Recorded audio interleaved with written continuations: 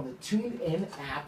I've got Charles Gardner here with us right now. He is a certified strength coach and personal trainer, and he's here to talk to us about our health and your workout and trying to get the most out of that. As a matter of fact, the title of this latest segment is Performance Over Fatigue, Finding the Balance Within Your Training. Charles, welcome back to the program. Hey, what's going on, man? It's nice to be back. This is what, our third time doing Third this? time for you coming back. You're going to talk some more. Yeah, absolutely, man, because I want to dedicate Mondays now to health. So we're going to have you and Donna Green Goodman and a couple other people coming in here on Mondays in particular to really get us going on our health. So you're going to be a regular part of the program. Welcome in, man. We appreciate you.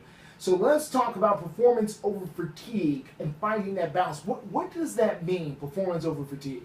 All right. Well, let's take a quick close look at that word for a second. Performance, man. A lot of people don't really know what that means. So when we look at performance, it's defined as an action or task seen in terms of how successfully it is performed. So what we're dealing with here is, let's say I've got you on the bench, right? Okay. And you're doing okay for your first set of maybe 8 reps. Okay. By the time we get to set 6 or something like that, if you're quaking, meaning those plates are rattling and it's halfway coming down and all of that, that means I've exceeded that particular level of performance. Okay. So we've entered into the fatigue portion of this. Right. Okay. So what you want to do is maximize the performance right before you get to the fatigue. Exactly. And there's a couple of things that you can do with that. A lot of people, when they are in the gym, they're so gung-ho that they rush. Yeah.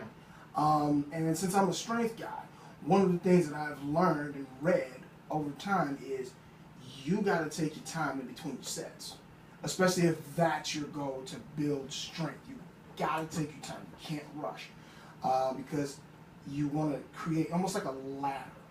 Okay? You want to get a ladder going. Okay, so you want to be able to feel that turn up on you a little bit. You want to be able to feel the power kind of weight. You want your performance to stay consistent. Okay. You want to stay consistent all the way through. Meaning, like I said, with that example of, you don't want the weight to start falling down on you and all the weights to start clanging and rattling. You don't want it to sound like a rattler going on. You know what I mean? So breaking down a form, that's part of the ways that you know that you're fatigued. Right. When your form starts to break down, you can't focus.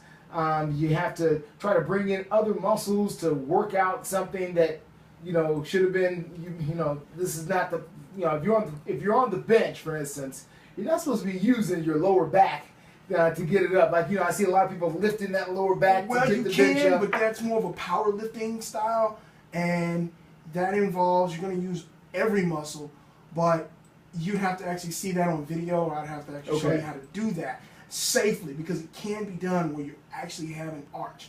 That involves most of the weight being on your back. Okay. That's more technical. So that's more technical than that. So you want to make sure that you can get the most out of that workout without getting that fatigue. Now, how do you find your balance, though? You talked about a flow. How do you find your flow? Well, in finding the flow, it's more along the lines of learning what you can do. And that's where the trainer comes into play. Okay? If you don't have a trainer, then a great way to find that, stopwatch. You can put yourself on a timer. How do you use that? How does that work? Okay, well, like I said, you time the rest in between your sets. Okay.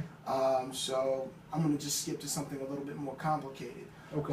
Let's say with the deadlift. It's one of my favorite ones. Yes, it is. That's a central nervous system intensive exercise like nobody's business. So you really want to make sure that you're getting enough rest in there. That way, and so to find that flow, you take your stopwatch after you're done with your first set of however many reps.